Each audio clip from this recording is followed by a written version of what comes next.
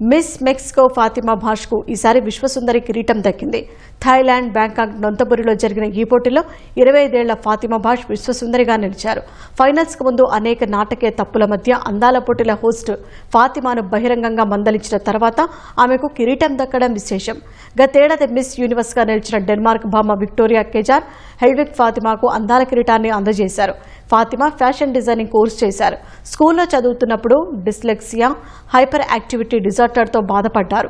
వాటిని దాటుకుని అందాల పోటీలకు ప్రాతినిధ్యం వహించడం గర్వంగా ఉందని ఫాతిమా వివరించారు. ఈ ఏడాది మిస్ యూనివర్స్ టైటిల్ కోసం ఈసారి 120 మందికి పైగా పోటీ పడ్డారు.